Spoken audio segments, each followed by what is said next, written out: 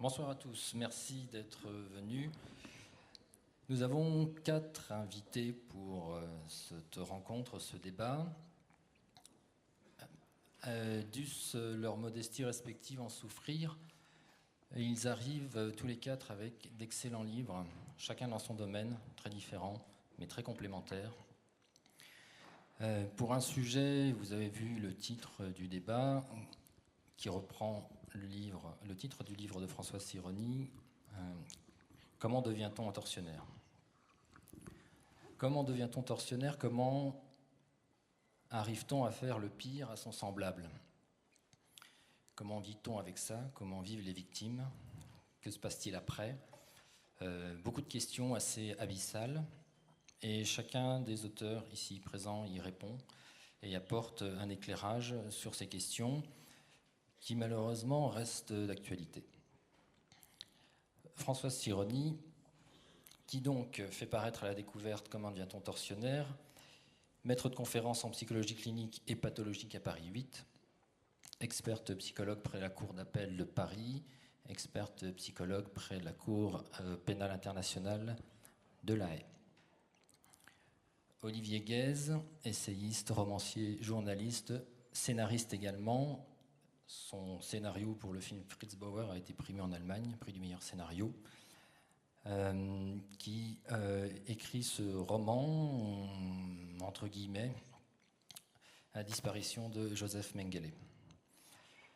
Philippe Sands, citoyen franco-britannique, avocat spécialiste des questions de droits de l'homme, qui a écrit Retour à Lemberg, qui vient de paraître il y a quelques semaines en français, qui a connu un succès retentissant dans le monde anglo-saxon.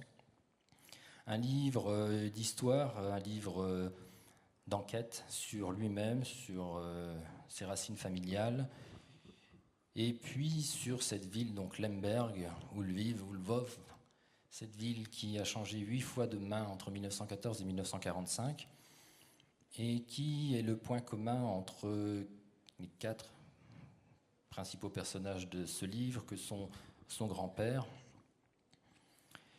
Raphaël Lemkin, qui a introduit la notion de génocide au moment du procès de Nuremberg en 1945, Lauterbach, qui lui a introduit la notion à la même période de crime contre l'humanité, et Hans Frank, avocat d'Hitler, puis gouverneur général de Pologne de 1939 à 1945. Enfin, Christian Ingrao, qui est directeur de recherche au CNRS, qui est l'un de nos meilleurs spécialistes du nazisme en France, qui a publié l'an passé La promesse de l'Est, qui est un livre sur l'espérance nazie, sur l'utopie nazie, pour surprenant que l'expression puisse paraître, c'est-à-dire sur les projets des nazis une fois la guerre contre l'URSS gagnée, ces projets étant une colonisation d'une bonne partie de l'URSS, de la Finlande jusqu'à la mer Noire et même à un certain moment jusqu'à l'Oural, avec une déportation des populations, avec une germanisation et avec un programme de massacre des Juifs qui devait se monter à 11 millions de victimes. Alors je l'ai dit, vous abordez des thèmes voisins, des thèmes assez proches, de façon très différente. Je voulais juste, pour achever la présentation des auteurs, me permettre de lire un passage du livre de Françoise Sironi, telle qu'elle s'est présentée au moment du procès de Dutch, puisque son livre traite essentiellement de Dutch, c'est-à-dire celui qui dirigea le camp de torture S21 au Cambodge, ou comme les Khmers rouges l'appelaient à l'époque, le Kampuchea démocratique. Et voilà comment elle se présente. Je m'occupe depuis 20 ans de victimes de torture et de traumatismes liés à la violence collective. J'ai étudié les méthodes de torture, la formation des tortionnaires et mis en évidence les liens directs qui existent entre les méthodes de torture employées et leurs conséquences psychopathologiques pour les victimes, longtemps encore après les tortures. J'ai développé un mode de traitement psychothérapique spécifique destiné à défaire l'influence intériorisée des tortionnaires et leur malveillance intentionnelle.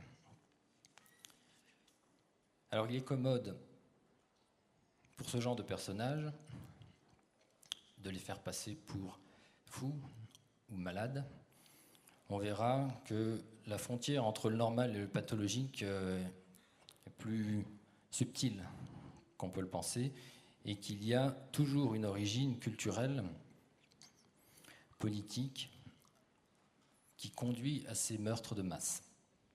La première question que je vais vous poser en introduction à tous les quatre est une question plutôt personnelle, à laquelle vous répondrez comme vous le souhaitez. Quand on travaille sur ce genre de sujet, on doit se prémunir, on doit prendre un recul, prendre une distance.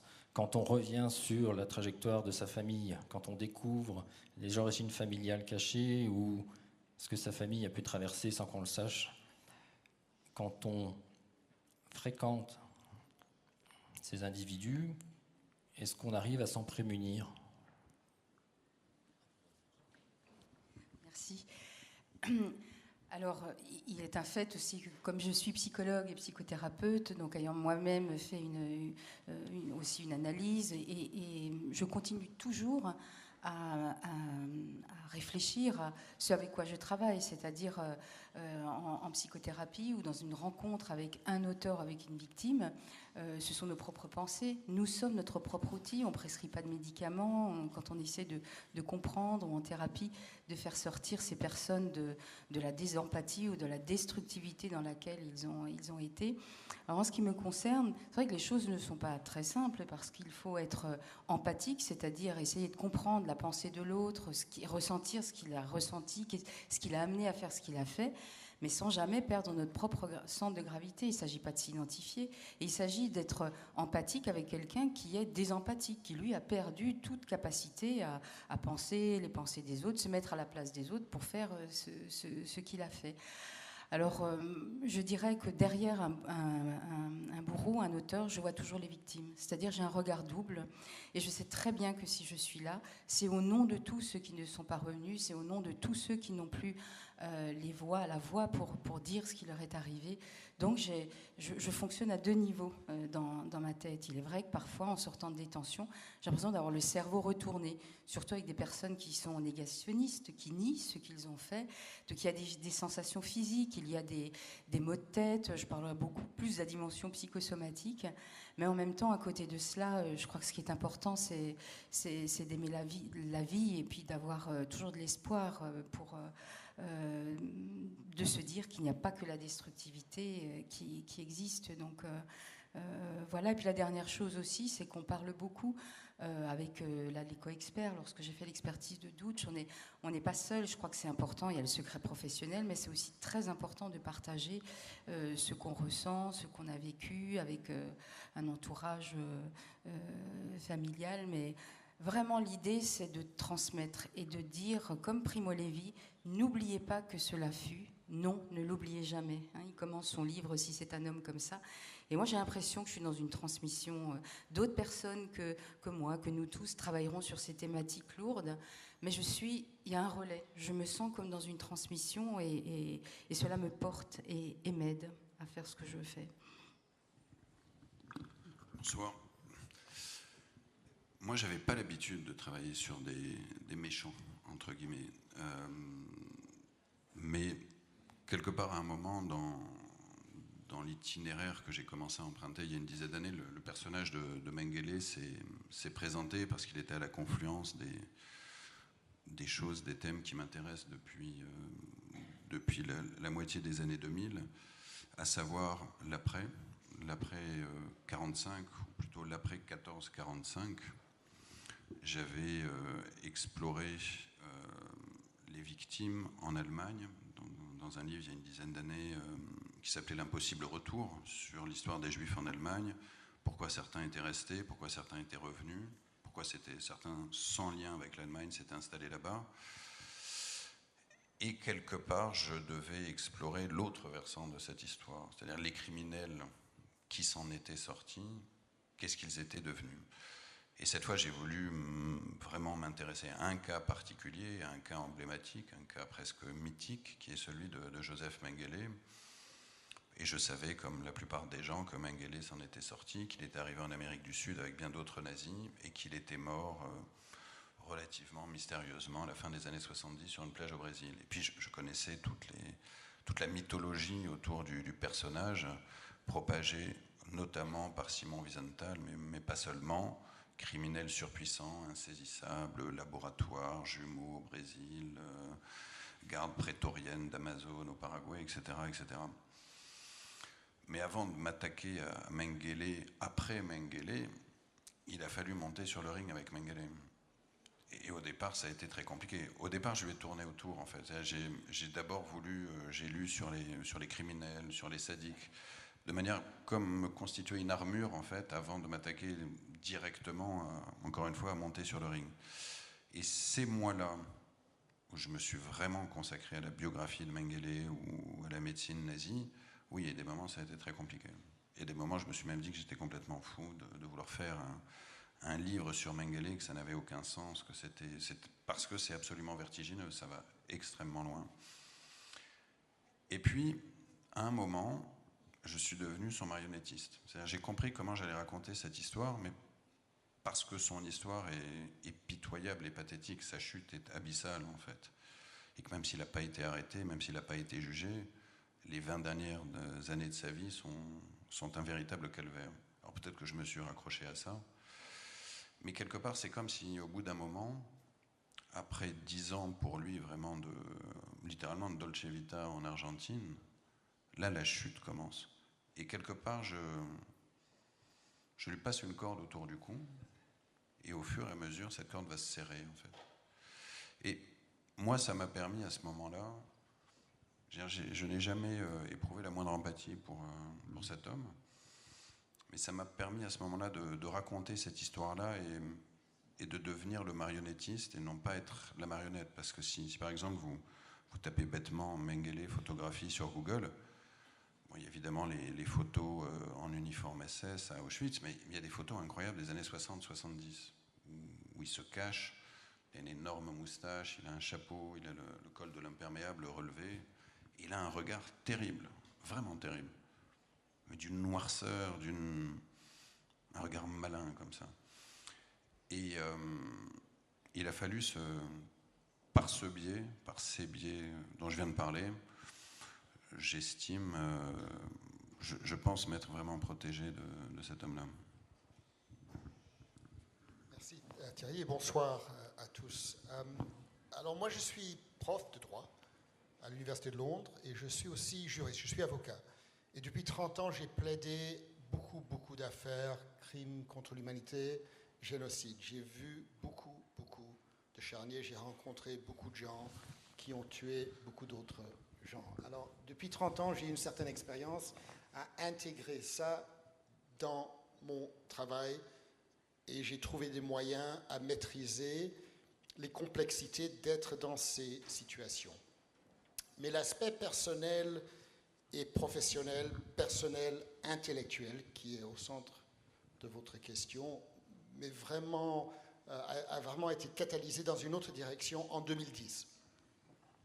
Je reçois une invitation d'une université d'une ville obscure qui s'appelle aujourd'hui Lviv, en Ukraine, de donner une conférence sur mon travail sur crimes contre l'humanité et génocide. J'accepte d'aller à Lviv, pas parce que j'ai vraiment envie de donner cette conférence, mais parce que, par coïncidence, mon grand-père, qui pour moi est français, était né à Lemberg, Lviv, Lvov, c'est la même ville, en 1904, et j'avais envie de trouver sa maison. J'avais envie de savoir son histoire. Qu'est-ce qui s'est passé à ses sœurs, son frère, ses parents, dont il ne me parlait jamais. Alors j'accepte. Je passe dans l'été de 2010, un été, à préparer ma conférence, et je suis bouleversé par deux coïncidences inattendues. Première coïncidence, l'homme qui a inventé le concept du génocide était de Lviv et avait passé à l'université qui m'avait invité. Et les gens qui m'avaient invité ne le savaient pas. Deuxième coïncidence, l'homme qui a mis le concept de crime contre l'humanité dans le droit international, Herr Schlauterpakt, qui est devenu prof à Cambridge en Angleterre, Lui aussi, il était de Lviv, il avait passé à la même université, et encore une fois, les gens ne le savaient pas. Quelle coïncidence incroyable que le sujet dont ils m'ont demandé de parler a ses origines dans cette ville. Point d'explication, crime contre l'humanité, c'est la protection des individus. Génocide, ça se concerne avec protection des groupes. Alors il y a une relation entre les deux. Et au centre de mon livre, il y a la question d'identité. Qui suis-je et comment est-ce que ces concepts peuvent marcher? Je commence à écrire un livre sur 3 hommes. Il rentre dans mon agenda, dans mon livre, un 4e monsieur, dont Thierry a parlé, Hans Frank. Et cet homme, je trouve très étonnant. C'est le juriste personnel de Adolf Hitler entre 1928 et 1933.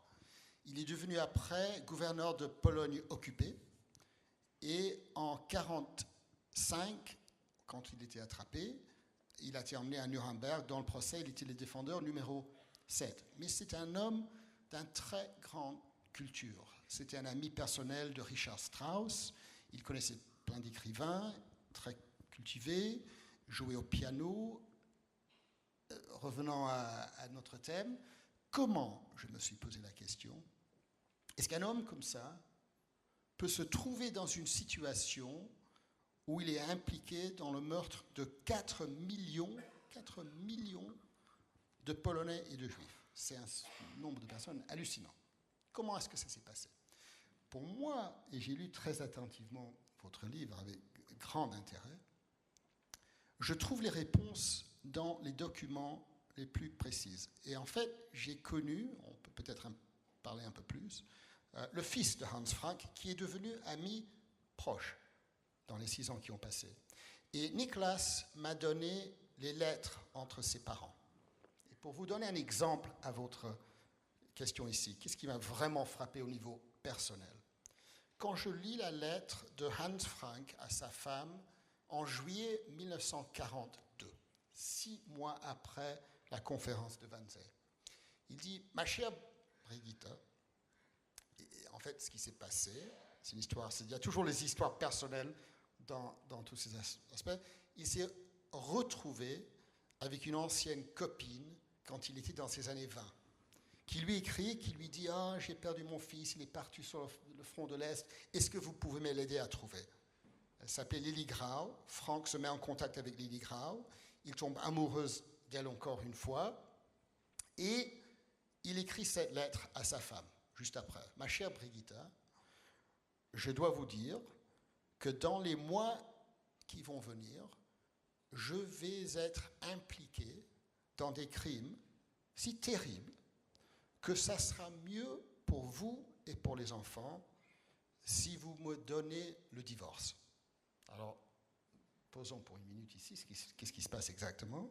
On a une situation où un homme cultivé choisit d'utiliser la solution finale pour obtenir un divorce de sa femme. La femme dit non, elle écrit à Adolphe, et Adolphe dit non, encore pause incroyable au milieu de la guerre.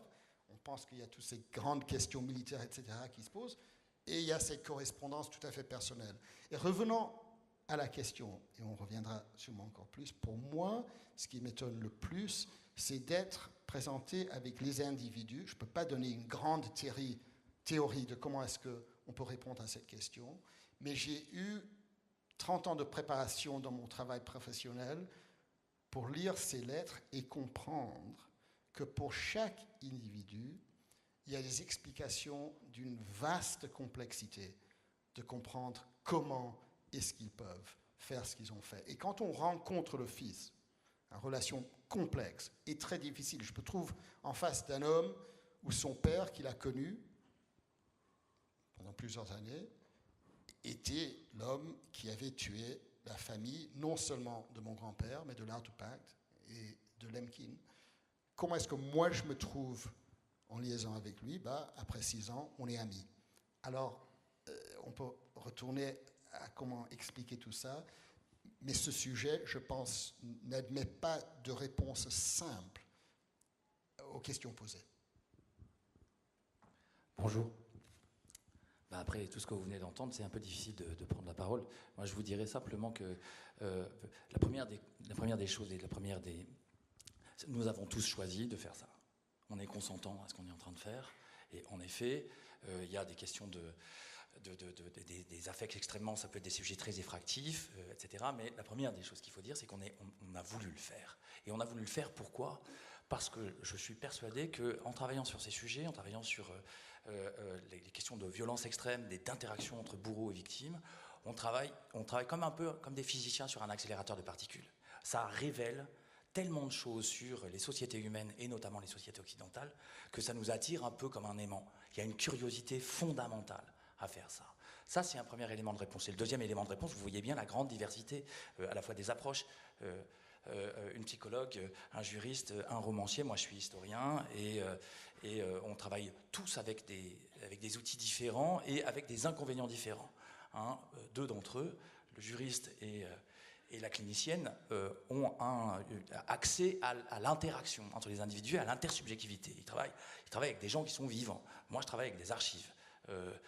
Olivier, toi aussi, tu as travaillé aussi avec des interviews, mais aussi avec des documents. Donc, on n'a pas les mêmes expositions aux choses, et donc on ne bâtit pas les mêmes armures. Mais je suis d'accord avec lui sur la question sur le fait que les appareils analytiques qu'on se construit, les outils analytiques qu'on utilise pour essayer de comprendre ce qu'on est en train de faire, sont notre principale armure. Alors, il y a deux choses qu'on a du mal à comprendre. On a du mal à comprendre les actes. On a du mal à comprendre également la réaction des bourreaux quand ils sont mis en accusation. Alors, il y a plusieurs types de réactions possibles. Dans votre livre, François Sironi, avec le cas de Douch, donc je rappelle que Douch est personnellement responsable de la mort de 17 000 personnes, dont 2 000 enfants. Douch a été jugé en 2009, merci. Le bourreau peut nier. Le bourreau peut se réfugier derrière les ordres donnés. Je ne crois pas que parmi les accusés au procès de Nuremberg, un seul ait plaidé coupable. Il ne me semble pas. Le seul qui est venu près, c'est Hans Frank. Oui. Il a en fait accepté une sorte de responsabilité générale en avril 1946, mais il a retiré son acceptation en août, sous pression de Göring. Donc ils ne sont pas coupables. Et ils ne le regrettent pas. C'est ça aussi. Non, ça se discute. C'est difficile parce que dans le livre de François Sironi, on voit bien les ressorts psychologiques dans le cas de Douch. On voit que, comme vous l'expliquez très bien, c'est vraiment une étude fouillée, il y a une armature idéologique qui le tient. Mais à partir du moment où on reconnaît sa culpabilité, et là vous pourrez rentrer un peu dans le détail de la façon dont il esquive les choses, plus ou moins, et c'est également le cas du commandant de Treblinka, Franz Stengel, qui, après ses entretiens avec Gita Sereni, une journaliste, à l'époque il était en prison après la guerre, il finit par prendre d'une certaine façon conscience de ce qu'il a fait, et quelques heures après, il meurt d'une crise cardiaque. Il s'effondre. Stengel. Ouais. Vous pouvez nous parler un peu de Douch et des procédures, des procédés qu'il met en place pour ne pas voir les choses? Alors, ce qu'il faut voir aussi, c'est qu'effectivement, on évoquait tout à l'heure la complexité des fonctionnements psychiques. C'est pour ça que mon livre commence par une partie méthodologique. Alors c'est vrai qu'on peut lire mon livre par le milieu, on n'est pas obligé de commencer par cela.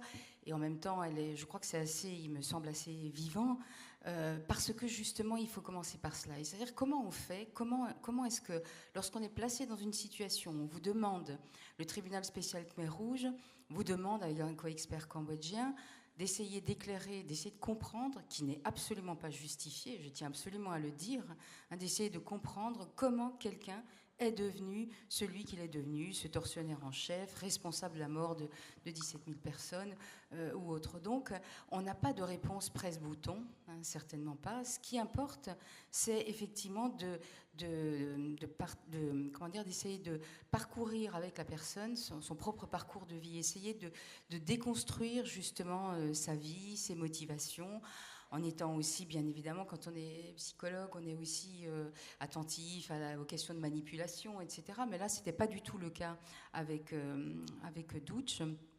Donc, ce qui importe, c'est de se dire que chacun a un parcours différent. On ne peut pas dire que tel et tel élément sont nécessairement la cause de ce qui les a amenés à faire. Mais ce qui importe, c'est que c'est vrai qu'il y a toujours un certain nombre d'éléments qui reviennent, il y a toujours un certain nombre de choses qu'il s'agit d'explorer. Par exemple, le fait qu'ils ne sont pas faux pour la plupart, hein, d'après ce que j'ai lu, des personnes que j'ai vues aussi, des auteurs de violences collectives. Ils ne se précipitent pas en psychothérapie, hein, mais disons que ceux qui ont voulu faire des groupes de parole, je pense en Russie, au travail que j'ai fait avec les anciens vétérans de la guerre d'Afghanistan, les anciens d'Algérie, ceux qui parlent, ceux qui veulent aussi revenir sur ce parcours, hein, c'est de se dire d'abord qu'il n'y a pas chez la plupart d'entre eux, il n'y a pas de folie. Hein, ce ne sont pas des fous. Bien sûr qu'on peut dire ce sont des monstres, mais dans la plupart des cas, on ne rencontre pas de psychopathologie du type psychose,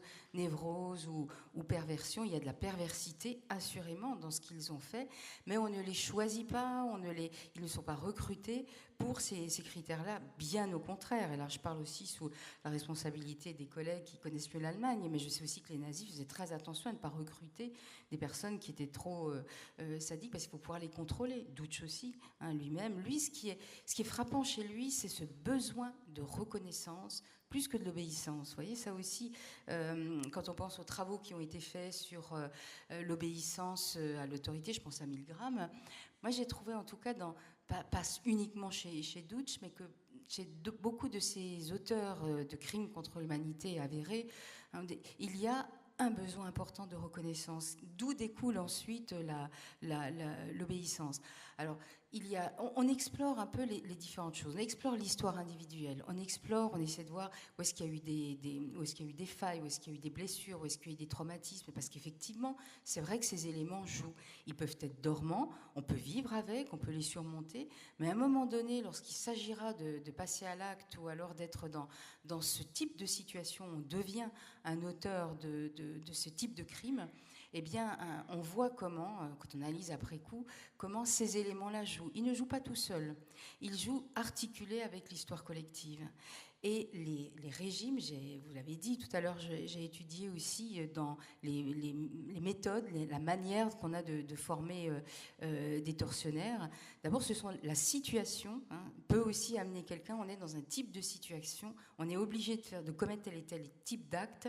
C'est les actes qui vont influencer la psychologie des individus et non pas l'inverse. Donc leur psychologie va être modifiée par l'action dans le type de situation dans lequel ils sont. Mais à côté de cela, il y a aussi des formations de tortionnaires intentionnellement. On sait comment former ces personnes. Et j'ai étudié ces documents de la CIA, d'ex-Union soviétique, au Népal, etc. Donc très, très, très diversifiés. Mais les méthodes sont les mêmes. Donc on va chercher à instrumentaliser, à chercher ces blessures, ces failles qu'il peut y avoir dans l'histoire individuelle pour fabriquer des émotions politiques, pour en faire quelque chose qui va trouver un échappatoire, une vengeance, une revanche dans l'histoire collective. Il y aurait loin à dire, mais je passe la parole à mes collègues aussi, à d'autres, dans les facteurs aussi qui me paraissent importants, c'est le fait que les facteurs historiques, géopolitiques, notamment en Asie, si on parle de Dutch, hein, il y a toute une histoire aussi géopolitique locale, articulée avec des éléments globaux. On est au moment de la guerre froide, de la fin des colonies, des indépendances, toute cette histoire, hein, qui est une histoire collective, qui est une histoire géopolitique. La géopolitique traverse la subjectivité des individus. Et le facteur géopolitique ou historique ou social a exactement le même poids dans la psychologie humaine que des facteurs beaucoup plus connus comme les facteurs intrapsychiques, des problèmes relationnels, de petite enfance, etc. D'une certaine manière, ces facteurs sont moins importants que toute la dimension géopolitique, toute la dimension de l'histoire collective qui vient de manière très souvent bon, elle peut être consciente, mais de manière aussi inconsciente, influencer et faire en sorte que ces personnes vont ensuite trouver leur compte lorsqu'ils vont devenir des bourreaux et des tortionnaires. Et le travail d'accompagnement de ceux qui le souhaitent, hein, qui ont été des bourreaux, qui ont été des monstres, c'est pas mes mots, mais enfin ce qu'on peut lire, tout comme le travail d'expertise psychologique, qui n'est pas une thérapie, hein, je le précise, et puis Philippe Sand le sait, mais c'est parfois la première fois que des personnes qui ont commis ce type de crime peuvent revenir sur leur vie, parler d'eux-mêmes. Je pense aussi à des génocidaires rwandais que j'ai aussi vus dans ce cadre d'expertise. C'est la première fois qu'ils parlent d'eux, c'est la première fois qu'ils déconstruisent de cette manière-là. Ils le font aussi avec leurs avocats, bien sûr, avec les juges, mais là, ils ont le temps aussi de réfléchir sur ce qui a pu leur arriver. C'est quelque chose qui va transformer aussi les personnes, pas toujours, mais qui amène des transformations. Ça a été le cas de Dutch, mais en même temps, Dutch ne s'est pas complètement comporté comme l'attendaient les personnes. Il y avait une telle attente. Vous imaginez 35 ans après la fin du régime Khmer Rouge, les gens avaient peur et en même temps ils étaient surpris que ce procès ait lieu. Donc il y a énormément d'attentes. Eh bien non, Dutch ne s'est pas comporté de cette manière-là, parce que effectivement, il a reconnu la plupart de ses crimes, il a demandé pardon, hein, il a pleuré, mais on peut pleurer pour différentes raisons. Peut-être qu'il a pleuré par, je vais le dire comme ça, par nostalgie au moment de la reconstitution quand il était à S21. Mais si vous voulez, les gens s'attendaient à ce qu'il exprime de la culpabilité. Non, hein, il n'y a pas de sentiment de culpabilité, et vous l'avez dit chez lui. Ce qui importait pour lui, c'est de reconnaître la culpabilité collective. Par contre, il dit qu'il a des remords, qu'il avait des regrets. Donc c'est effectivement beaucoup plus compliqué. Et c'est aussi tout un processus, hein, que font les bourreaux pendant aussi leur incarcération. Dutch a été condamné à perpétuité. Et même pendant le temps du procès, on nous a demandé de refaire une expertise, d'avoir des entretiens avec lui pour voir quel était effectivement l'effet du procès. Et il est effectivement sorti de cet état de désempathie, hein, comme je dis, c'est-à-dire le fait de couper de toute capacité de ressentir ce que les autres ressentent. Sinon, on ne peut pas faire ce travail de bourreau et de tortionnaire. Et d'ailleurs, même, je m'arrêterai là, je donnerai la parole. Le dernier point aussi, c'est qu'il existait des maximes chez les Khmers rouges. Éteignez vos cœurs. Ça, c'était vraiment, et c'était une injonction finalement. Et Dutch y aidait activement, etc. Donc, il fallait absolument ne pas ressentir pour faire ce qu'ils peuvent faire. Donc, tout ça pour dire qu'il y a effectivement un certain nombre de facteurs qu'il s'agit d'explorer. Et je redis, hein, je pense que ce facteur géopolitique et ce facteur historique, qu'est-ce qui s'est passé dans la vie, dans la vie de ces êtres-là, de leurs grands-parents, dans leur passé, est à explorer. Parce que même Dutch nous disait « Ah, vous pensez que c'est important, ça compte, ça, etc. » C'est-à-dire, lui-même n'avait pas conscience. Il y a une dimension inconsciente qui est convoquée de manière extrêmement meurtrière, hein, dans ces hauts marges, parce que tout le monde ne devient pas un bourreau après avoir connu des histoires difficiles, mais ils viennent nous dire quelque chose de ce qui s'est joué, de ce qui a traversé la vie d'un pays, ses blessures, ses guerres, ses humiliations. Voilà ce que je pourrais dire. Un perspective un tout petit peu différente. Je ne sais pas si je suis tout à fait d'accord. Je ne suis pas psychologue, je ne suis pas psychanalyste. Mais je vais parler du particulier que je sais bien, c'est Hans Frank et son collègue, son député Otto Wächter. D'abord sur la question de responsabilité, je pense qu'on doit aussi se poser des questions sur les conséquences de la responsabilité. Comme vous savez, vous qui avez lu le livre, je connais maintenant le fils de Hans Frank, mais je connais aussi le fils de Otto Wächter, le député de Frank. Et les deux fils prennent des perspectives complètement différentes sur leur père. Pour Nicolas Frank, son père était un meurtrier, il fallait le tuer. Pour ça, il m'a dit une fois, Nicolas, c'est dans le livre, je suis contre la peine de mort, sauf dans le cas de mon père. Par contre, Horst von Wächter, le fils de Otto Wächter, prend une perspective complètement différente. Et sa perspective, c'est que Son père n'a jamais été jugé, il s'est échappé en 1945, et parce qu'il n'a jamais été jugé, c'est un homme innocent. Et pour moi, comme juriste, j'ai un problème avec ça, parce que c'est clair qu'il y a là un problème. Alors la question de l'acceptation de la responsabilité, non par l'individu qui a commis les actes, est pour moi moins intéressant aujourd'hui que la question de la responsabilité acceptée par les enfants et les petits-enfants de ceux qui ont commis les actes, c'est-à-dire les générations à venir. Et on peut ajouter la question de l'acceptation de la responsabilité collective, c'est-à-dire la communauté, l'État, le seul pays que je connais dans tout mon travail qui a vraiment, vraiment accepté sa responsabilité en tant que pays, c'est l'Allemagne.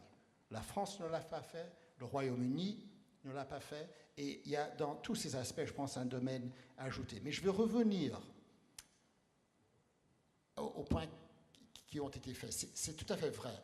On ne peut pas, je pense, savoir pour chaque individu pourquoi exactement est-ce qu'ils ont fait ce qu'ils ont fait. Pourquoi est-ce que Mengele a agi de la façon dont il agit? On peut spéculer, mais on ne peut pas savoir. Ce que je sais avec Hans Frank, par les lettres, par les documents, par ce que mon fils m'a raconté, par ce que sa femme a écrit, quand je pose la question à Niklas, le fils, pourquoi est-ce que ton père a fait ce qu'il a fait? Il me répond, parce qu'il avait un manquement de courage civil. Pourquoi est-ce qu'il avait un manquement de courage civil? Et Niklas me répond, parce que c'était un homme faible, mais aussi parce qu'il y avait dans sa vie une femme très puissante qui voulait le pouvoir, ma maman, sa mère. Et je dis, explique un peu plus. Comment est-ce que tu me dis ça? Elle dit, oui, en fait, ma mère aimait beaucoup plus que mon père le pouvoir. Elle aimait vraiment être au centre de choses. Elle aimait les grandes Mercedes, elle aimait être avec le Führer, elle aimait ses fourrures, etc., etc. Et comment, dans les relations entre ces deux personnes, hommes et femmes, est-ce qu'elle a pu lui garder dans la direction qu'il a pris? Et là, la réponse m'a vraiment étonné. Niklas me dit, parce que ma mère savait des choses dans la vie de mon père qui lui donnaient la possibilité de le contrôler. Par exemple, en 1925-26, mon père est allé en voyage en Italie pendant 1 an. Et en Italie, il est tombé amoureux. Et il est tombé amoureux avec un homme. Et ma mère le savait. Et au moment, en 1935, que mon père était en train d'écrire la législation incroyable en criminalisant l'homosexualité en Allemagne, ma mère lui a dit, fais attention, je sais ce que tu as fait. Et moi, ce qui m'a fasciné dans les recherches que j'ai faites, et j'ai tout mis dans le livre, alors vous pouvez lire, c'est qu'on peut avoir des expériences professionnelles et on peut construire des théories pour essayer de comprendre pour la totalité des êtres humains quelles sont la totalité des circonstances qui créent la possibilité que personne X peut faire Y ou Z ou autre chose. Mais finalement, et ça je pense qu'on est tout à fait d'accord, on doit rentrer dans les toutes petites détails de chaque être humain pour savoir l'allocation de pouvoir. On était là à une conférence remarquable d'un autre écrivain, Daoud, cet après-midi, vous avez peut-être assisté, il a parlé de la politique sexuelle. Et une chose qu'on découvre, et ça je serais intéressant si vous avez vu ça aussi dans votre travail, je ne l'ai pas lu, j'ai lu très brièvement une partie de votre livre. La politique et les questions de pouvoir sexuel entre hommes et hommes, entre hommes et femmes, dans ces circonstances. Et moi, dans mes recherches, j'ai découvert aussi que ces aspects jouent une grande partie. C'est le pouvoir, c'est le sexe, c'est l'argent, c'est des choses qui sont vraiment souvent rien à voir avec les détails, dans le contexte où la société où on vit nous dit que certaines personnes sont autres que nous et ils ne sont pas des êtres humains. Et quand on met tout ça ensemble, on a Hans Frank et Otto Wächter. Et Joseph Mengele. Il y a peut-être le plus troublant quand j'ai commencé à travailler sur Mengele, c'est que je pense que, je suis même certain que Mengele au départ n'est pas un criminel sadique, dans le sens où il serait né 30 ans plus tard. C'est un sale type, c'est une évidence. Il y a eu des tueurs vraiment sanguinaires qui aimaient le sang, qui aimaient faire le mal dans les camps de concentration. Je pense que Mengele est avant tout le pur produit d'un système. Il est aussi le résultat d'une enfance, d'une certaine intimité, ce dont vous avez déjà parlé. Et pour faire simple, vous avez tous vu, j'imagine, ou en tout cas entendu parler du Ruban blanc de Michael Haneke, qui décrit cette enfance allemande du début du siècle, avec un père très dur, absent, une mère extrêmement dure aussi.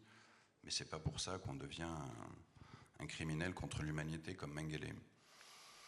Mengele est d'une affligeante banalité. C'est un jeune homme au début des années 30 qui vient d'une famille conservatrice.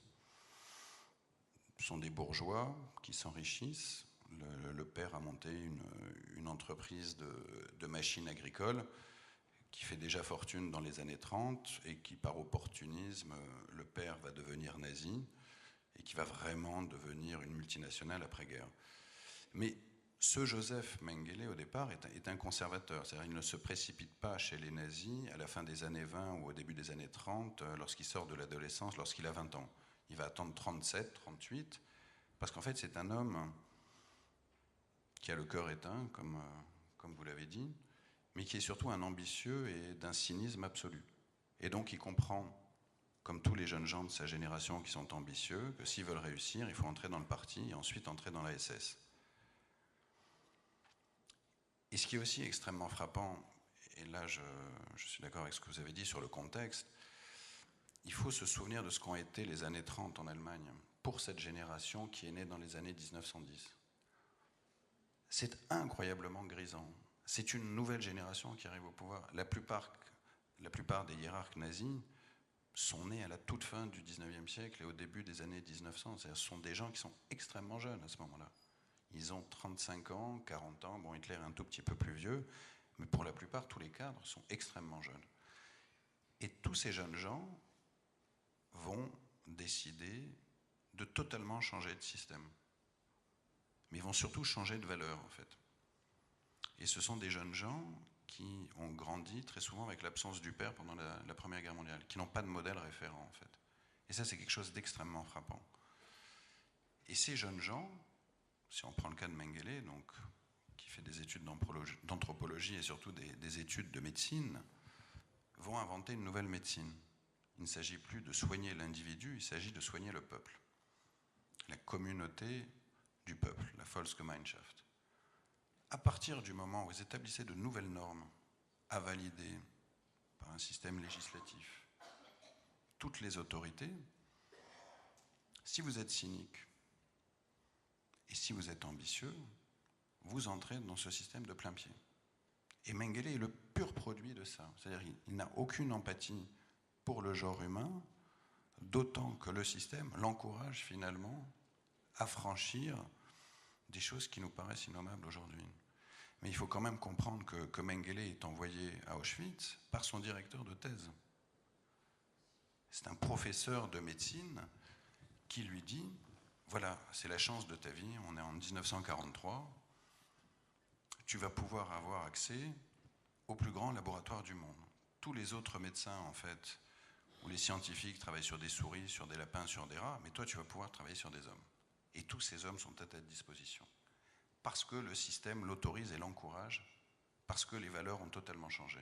Et comme il y a une hiérarchie des peuples, des races dans le régime nazi, et comme il faut soigner le peuple, éloigner, éliminer les parties qui ont été définies comme étant nocives au peuple élu, entre guillemets, par la biologie nazie, eh bien Mengele peut s'engouffrer là-dedans. Et il n'aura jamais le moindre remords, ni le moindre regret. Ça, on me demande systématiquement, est-ce qu'il n'a jamais éprouvé de remords, de regrets? Non, parce qu'il est le pur produit d'un système, d'un référent totalement inédit qui a enterré les traditions judéo-chrétiennes de compassion, de pitié, enterré toute forme d'humanisme et qui invente un nouveau système de valeurs. Et Mengele, quand il se cache en Amérique du Sud et que les choses commencent à se compliquer pour lui, non seulement il sait que la plupart de ses collègues s'en sont très bien tirés, puisque l'homme qui l'envoie à Auschwitz finira tranquillement par avoir une chaire de médecine à l'université de Münster et mourra dans un accident de voiture par le plus grand des hasards à la fin des années 60. Mais lui ne comprend pas en fait que lui, qui n'a fait qu'entre guillemets que son devoir de médecin nazi, paye quasiment pour tous les autres. Il ne comprend pas que d'un coup de baguette magique, d'une certaine manière, le système a à nouveau changé. On retourne dans un système démocratique, humaniste, basé sur les valeurs judéo-chrétiennes. Alors que pour lui, elles ont été enterrées. Pour cette génération, et tout l'entourage de Mengele, dont je parle dans le livre, en Argentine et puis plus tard au Brésil, ce sont des gens pour qui le système n'aurait jamais dû changer et qui restent totalement fidèles à ce changement de valeur qui intervient dans les années 1930. Alors c'est justement, Christiane Grau, le sujet de votre précédent livre, Croire et détruire, cette génération 1900, parce qu'on a tendance à vouloir toujours opérer par dualisme et par opposition tranchée et assez simple entre culture et barbarie ou sauvagerie, en se disant l'éternelle question, mais comment se fait-il que le peuple allemand, si évolué dans tous les domaines, ait pu verser là-dedans? Mais ça s'explique. Il y a cette génération 1900, cette génération qui n'a pas connu la Première Guerre mondiale, cette génération, et vous étudiez ces cadres du SD, donc le service de sécurité du Troisième Reich et de la SS, qui étaient surdiplômés, qui étaient médecins, qui étaient docteurs en économie, en philosophie, et qui vont devenir des intellectuels soldats. Et là, vous décrivez leur parcours, et ce parcours, il va très loin, puisqu'il ne s'agit pas seulement d'enrichir idéologiquement le nazisme, ce qu'ils ont fait, mais de mettre la main à la pâte, si j'ose dire, puisque ça va très loin, quand on se retrouve à diriger un groupe de Turimodil, un Einsatzgruppe. Oui, c'est des gens que j'avais choisis parce qu'ils étaient un bon observatoire du nazisme, parce que d'un côté, donc ce sont des militants. Il faut bien comprendre que la SS, c'est un groupe de militants. Effectivement, c'est un immense ascenseur social, mais les gens que moi j'ai étudiés sont déjà des gens qui ont connu l'ascension sociale parce que leurs études font qu'ils sont déjà juristes, ils sont déjà docteurs, et donc qu'ils fassent dans le civil ou dans le militaire, ils auraient eu l'ascension sociale. Mais donc, entrer dans la SS, c'est un acte de militance pour les gens sur lesquels moi j'ai travaillé. Et ce qui est intéressant, donc, c'est que le SD, c'est une sorte de boîte à idées du Troisième Reich. Et donc au SD, ils font à la fois de l'économie, de l'histoire, de la géographie, des langues, etc., etc. Et dans le même temps, à partir de 1941, ce sont ces gens qu'on envoie dans les Einsatzgruppen, d'abord en Pologne, ensuite en Russie, pour prendre en charge en Russie l'extermination des communautés juives de l'arc occidental de l'Empire soviétique. Donc c'est ce qui est intéressant, c'est que ce qu'a dit Olivier tient absolument, à part que la seule dissonance que j'aurais, c'est de séparer radicalement le nazisme des autres. Le nazisme de la démocratie, etc., etc. Je rappelle qu'en Suède, en Angleterre, en France, il me manque des pays là, en Suède, en Angleterre, en France, en Norvège, aux Pays-Bas, les années 30 sont marquées par des gouvernements qui sont à gauche et qui mettent en place des politiques eugéniques. Et qui mettent en place, dans lesquels il y a des débats sur l'euthanasie, dans lesquels, etc., etc. Donc, si vous voulez, toute cette mythologie du corps du peuple et du fait de le soigner, d'abord, c'est extrêmement diffusé, très dit, très formulé en Allemagne, pas seulement chez les médecins, mais aussi, par exemple, chez les policiers qui pensent qu'ils sont des Ärzte am Volkskörper, des médecins du corps racial de l'Allemagne, et que toutes les déviances, qu'elles soient raciales, sociales, psychiques, doivent être combattues, et au besoin, on doit éliminer ces corps, soit ces corps étrangers, soit ces corps pathologiques du grand corps du peuple. Mais ce type de raisonnement-là est un raisonnement qu'on retrouve dans toutes les idéologies scientistes. C'est-à-dire que vous trouverez quelque chose d'à peu près semblable en Union soviétique et chez tous les grands scientistes socialistes des années 20 et 30. Le vrai truc, évidemment, c'est que la question du rapport à la violence, du rapport de la diffusion de la violence dans les sociétés est radicalement différent entre la Suède et l'Allemagne, ou radicalement différent entre la France et l'Allemagne. C'est l'une des choses qui fait que les sujets sur lesquels on travaille sont des sujets qui sont compliqués parce qu'on doit, comme tu disais Françoise, faire attention à tout ce qui est, à la façon dont l'histoire et la géopolitique traversent les gens. Il faut qu'on mette ça, il faut qu'on articule ça à la question de la subjectivité et de l'expérience des individus, aux environnements sociaux et aux éléments situationnels. Et donc, c'est ce qui fait que, au fond, on est tous en train de vous dire la même chose, mais avec des points de vue différents, parce que Françoise part de l'infrapsychique et est en train de remonter vers le psychologique. Olivier, en gros, fait à peu près la même chose. Faites un peu les... Oui, je dis... oui, c'est du nomadisme, Ouais, c'est chasser et cueillir, mais avec d'autres moyens d'exprimer les choses et de pouvoir les dire. Romancer quelque chose, ça donne une liberté absolument étonnante. Évidemment, quand on est juriste, on a un autre type d'intersubjectivité et il y a des mécanismes qui se passent dans les audiences et qui sont absolument fondamentaux. Et moi, historien, je bricole aussi et je me sers un peu de tout ça, un peu moins du roman évidemment, pour essayer de comprendre les choses. Mais ce qui était intéressant dans le groupe sur lequel moi je me suis penché, c'est que je suis un historien qui vient plutôt d'une histoire qui est sociale, collective, teintée au départ d'un peu de sociologie, et que j'ai été obligé de rendre tout ça un peu plus compréhensif et de faire une sorte d'anthropologie sociale de l'émotion nazie, de comprendre comment l'espoir, l'angoisse, la haine se mêlaient, s'articulaient, nourrissaient les systèmes de croyance et finissaient par devenir un des éléments moteurs de l'analyse des situations qui permettait le passage à l'acte non seulement des officiers sur lesquels je travaillais, mais aussi de leurs hommes. Alors, sans ironie, vous le dites, il y a à chaque fois des cas particuliers, mais chez les bourreaux, on retrouve des caractéristiques communes. Vous employez une notion qui résume bien tout ce qu'on est en train de dire, c'est-à-dire cette interaction entre une histoire, un milieu, un pays et sa situation géopolitique, puisque vous introduisez la notion de métapsychologie géopolitique. Et vous introduisez aussi la notion d'homme-système. Vous pouvez nous en dire un mot ? Oui, alors un homme-système, c'est un individu, un sujet qui a pour... Alors là, justement, pour différentes raisons. C'est-à-dire ça qui est intéressant. Il faut voir au cas par cas, mais ce que l'on retrouve au final, ce sont des individus qui ont renoncé à toute singularité pour devenir tel qu'un autre les a pensés, ou tel qu'ils pensent qu'un autre les pense. Donc ils fonctionnent de manière individuelle. Leur psychologie individuelle fonctionne de manière absolument analogique à la manière dont fonctionne un système en entier. Et ça, c'était très très frappant quand on prend des exemples il n'y a pas que le Cambodge, qu'effectivement cette psychologie individuelle devient, il n'y a plus de différence. Pour eux, ils doivent absolument surmonter l'humain en eux. Alors on parlait des surhommes, je pense, en Allemagne, mais en fait c'est plutôt, enfin pour eux c'est effectivement c'est surmonter l'humain et puis devenir ne plus avoir d'émotions individuelles, éteigner vos cœurs, etc. pour être exactement tel qu'un autre, tel qu'ils pensent que le système voudrait qu'il soit. Et ces hommes-systèmes, alors on les retrouve bien sûr dans ces régimes, on les retrouve partout. On peut les retrouver en entreprise aussi, des individus qui abdiquent leur propre subjectivité, c'est-à-dire qui abdiquent leur propre identité individuelle pour se penser, mais honnêtement, c'est-à-dire ils ne jouent pas.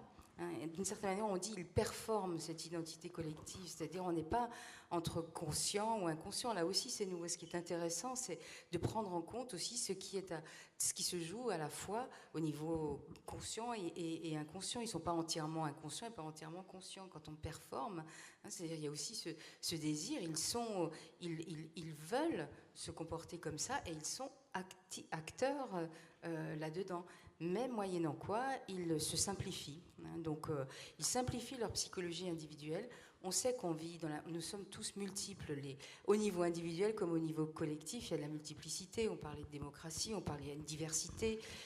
Et là, ce que font ces individus, ces hommes systèmes, c'est de fonctionner de manière très simple, notamment lorsque le monde est compliqué, lorsque les choses sont compliquées.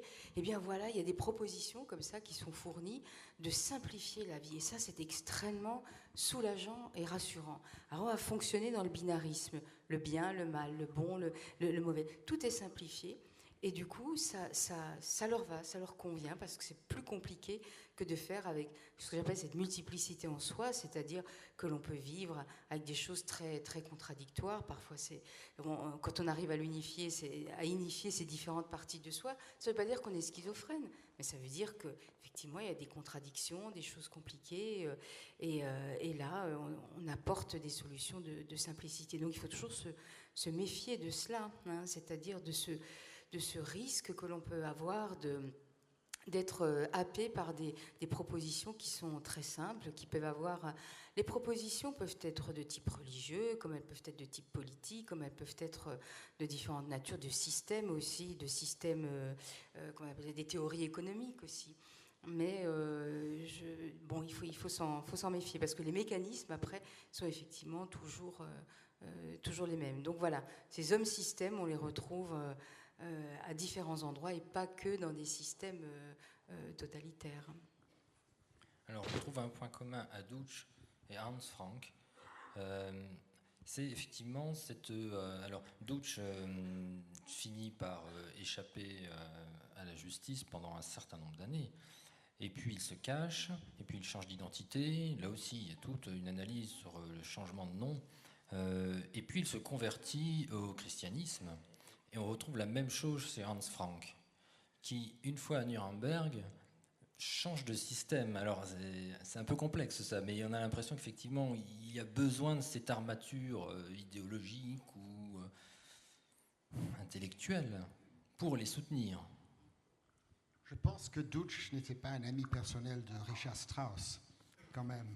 Il y a, je pense... Moi, vraiment, c'est peut-être ma formation de juriste qui est impliqué dans comme vous, psychologue, je ne sais pas, mais je me sens avoir une sorte de réticence de grandes théories dans ces questions. Pour moi, dans mon expérience, que ce soit au Rwanda, en Yougoslavie, en Chili, à Guantanamo, en Syrie maintenant, je travaille beaucoup avec les Yazidis, je vois que en fait, je reviens à un aspect binaire dans mon livre, relation entre l'individu et le groupe. Dans mon livre, moi, il y a cette tension, l'Auto-Pact, qui disait il faut protéger chaque personne parce que c'est un être humain. Et Lemkin qui dit oui, c'est très sympa comme idée, les droits de l'homme, mais finalement, on tue les personnes pas à cause de leurs caractéristiques individuelles, mais parce qu'ils font partie d'un groupe. Et on doit donc protéger le groupe. Et j'avais une réticence envers Lemkin. J'étais attiré par l'aspect de l'Auto-Pact, qu'il faut traiter chaque personne par ses qualités individuelles. Mais en écrivant mon livre, en faisant les recherches, j'ai vu que je venais de plus en plus envers la protection de la groupe. Et je finis le livre à un moment, là, face à face d'un charnier, où il y a la famille de l'Auto-Pact, où il y a ma famille, la famille de mon grand-père, qui par coïncidence incroyable vient du même village, de la même rue que l'Auto-Pact, que je comprends ce que Lemkin faisait. Par contre, je vois ici encore une fois, dans notre conversation, j'ai une sorte de résistance envers les grands théories, par exemple l'homme système. Ce n'est pas du tout une critique, mais je me pose la question, pourquoi est-ce qu'on voudrait créer? Alors, pendant que vous parliez, je me disais, alors, rentrons dans un autre exemple, pas Hans Frank, mais Otto Wächter. Wächter, c'était peut-être une partie de homme système, mais aussi c'était un individu. En 1942, il est gouverneur du Galicie, basé à Lemberg. Il voit à l'est, à Kiev, son collègue Kruger, qui fait des choses encore plus atroces que ce qui se passe à Lemberg. Alors il écrit à Himmler. Il lui dit, regardez, nous on fait notre boulot, mais à l'est, ce mec Kruger, vraiment, il va trop loin. C'est-à-dire, Wächter, en 1942, il se pose des questions. C'est clair. Il n'a pas tout perdu. Alors, qu'est-ce qui se passe? La grande action à Lemberg commence en mi-août 1942. Hans Frank est arrivé 2 semaines plus tôt pour dire, voilà, ça commence, on va tuer 100 000 personnes. Himmler arrive, et on a les lettres. On a tout en noir et blanc.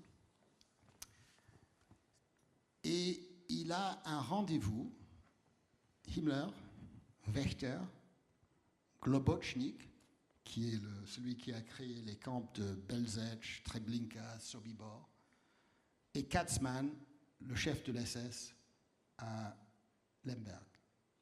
Wächter est aussi SS. Et ils se réunissent pendant 1 jour et demi. On ne sait pas exactement ce qui a été décidé, mais 10 jours plus tard, 100 000 personnes sont mortes. Alors je trouve dans les archives, en fait c'est le département de justice aux États-Unis qui m'a donné les documents, qui ont figuré dans un procès aux États-Unis quand ils ont trouvé un Ukrainien qui avait participé dans toutes ces choses, qui s'est fait rejeter des États-Unis. Je trouve une lettre très simple, de 4 ou 5 lignes, de Himmler au ministre de l'Intérieur Stuckert à Berlin. Il dit, je simplifie, je suis allé à Lemberg, j'ai eu une conversation avec Wächter, et Wächter m'a dit qu'il ne veut pas rentrer à Vienne, il veut rester. Alors, arrêtons pour une seconde, et interrogons-nous sur le moment qui vivait Wächter. Wächter n'était pas face à une situation, et ça je le décris dans tout le détail dans le livre, il n'était pas face à une situation où on l'envoie à l'Est, ou qu'il sera assassiné. On lui a dit, tu peux rentrer, si tu veux, à Vienne, faire du boulot dans un bureau, dans le palais de Hofburg, comme tu faisais en 1938-1939. Et Wächter dit non. Alors pour moi, la question intéressante, c'est qu'est-ce qui s'est passé à ce moment-là entre Wächter et sa femme, Charlotta. J'ai maintenant les lettres, je suis en train de les lire, ils se sont beaucoup écrits dans cette période, et c'est clair que Wächter n'était pas un homme qui se trouvait complètement impliqué dans un système où il n'avait pas de choix. Il a pris une choix. Il a exercé un choix moral.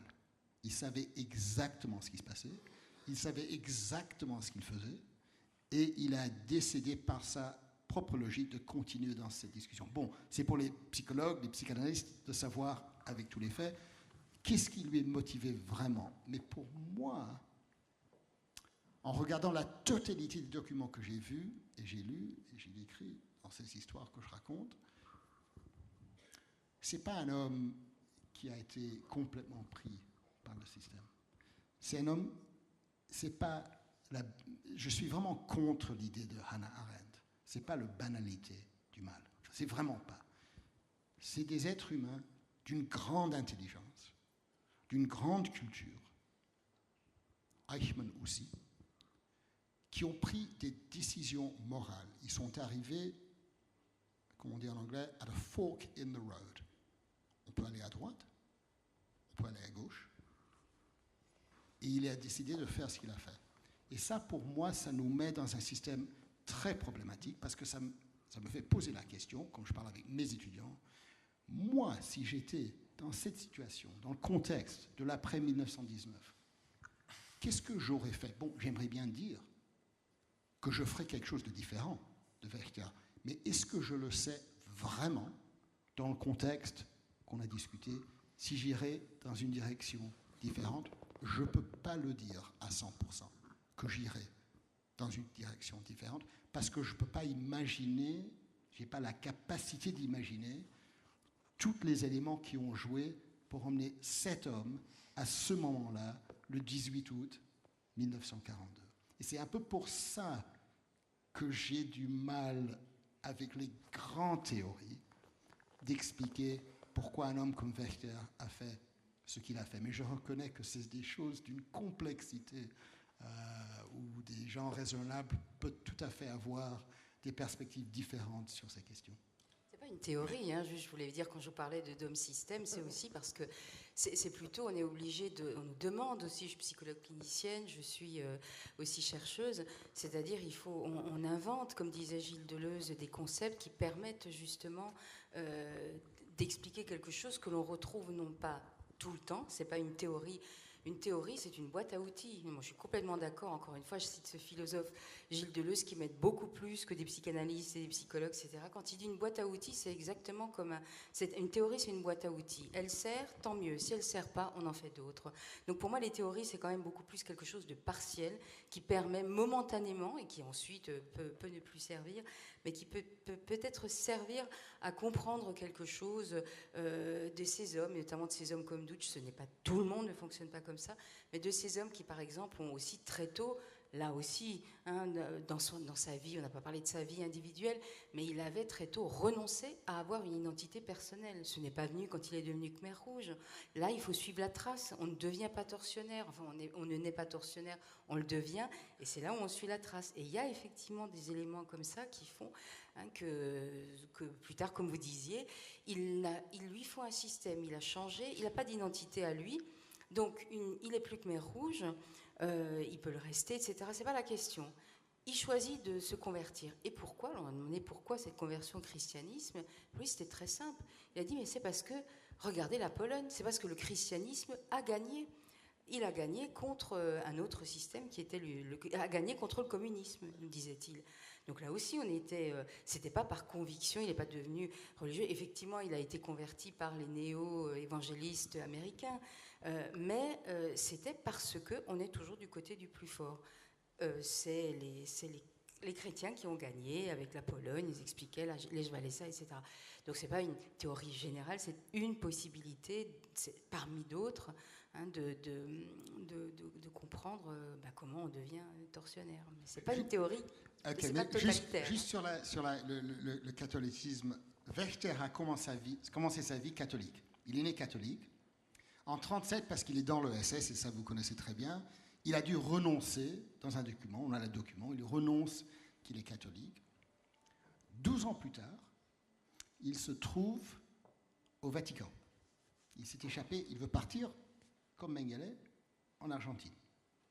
Et qu'est-ce qu'il fait? Il redevient catholique. Mais pourquoi est-ce qu'il le fait? En fait, ça n'a rien à voir avec la religion. Il y a deux aspects. Primo, c'est une façon de se sauver. Et secondo, les catholiques, comme lui, sont manifestement anti-communistes.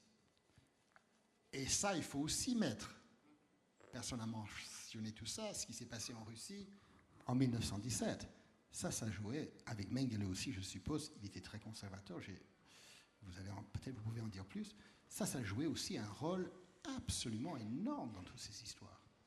Non, ce qui est peut-être le plus vertigineux chez Mengele, c'est de voir que finalement des ambitions d'une banalité, à savoir l'orgueil, les honneurs, l'argent, forme de puissance, mais de micro-puissance, celle d'un individu, le pousse finalement à commettre des choses tout à fait hallucinantes. Et c'est vraiment ce qu'il y a de plus inquiétant finalement dans un profil comme celui de Mengele. Je donne un exemple. Moi, j'ai travaillé mon livre, mon roman vrai, porte sur les années d'après-guerre, mais j'ai dû évidemment avaler énormément de choses sur les médecins nazis et sur lui pendant la guerre. Mais au printemps 44, à l'été 44, arrivent des centaines de milliers de juifs de Hongrie, dans des conditions absolument effarantes. Par ambition, il veut des titres, il veut des médailles.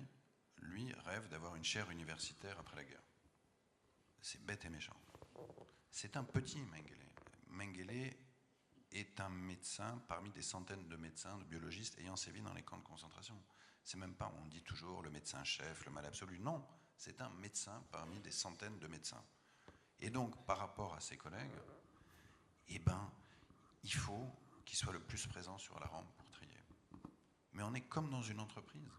C'est terrible.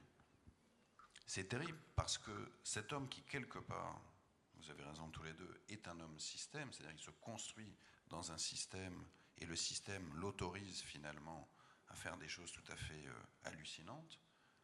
Après, il y a évidemment une part de responsabilité individuelle. À la fin de l'été 44, il est véritablement, il fait une espèce de burn-out. Il est en surmenage parce qu'il se bat tellement, il veut être présent sur la rampe, c'est lui qui veut trier et multiplier les expériences. Et par ailleurs, ça va être l'un des premiers rats à quitter le navire lorsqu'il sent que les Russes arrivent et qu'Auschwitz il va falloir fermer Auschwitz et détruire les fours. Et donc c'est cette espèce de petit individu, cette espèce de petite fourmi dans un gigantesque système totalitaire, ayant sa part de responsabilité individuelle, très clairement. Ce n'est pas le système qui l'oblige à faire ce qu'il fait, mais qui lui propose. À tous ces hommes, en fait, on propose, c'est vraiment un pacte faustien. Tu peux avoir une avancée, tu peux avoir une médaille, tu peux avoir un diplôme, mais ça a un certain prix. Et tous ces hommes signent le pacte. Et c'est quelque chose d'absolument hallucinant. Et effectivement, nous, en tant qu'individus, on se pose tous la question, est-ce que ce sont des êtres extraordinaires? Ou, moi, je pense, et c'est encore une fois, le plus vertigineux, je pense que ce sont des hommes bassement humains. Enfin voilà, ce sont des motivations qui sont extrêmement simples. Et on a tous une quelconque soif d'orgueil, d'honneur, de reconnaissance, qui s'exprime dans des contextes différents. Et là, le système est capital pour essayer de vaguement comprendre ou débaucher en fait un profil de ces hommes étranges. Bien, vous aurez compris que le débat ne fait que commencer. Je vous laisse lire les livres de nos invités. Ce ne sera pas du temps perdu. Merci infiniment d'être venu à Strasbourg. Merci.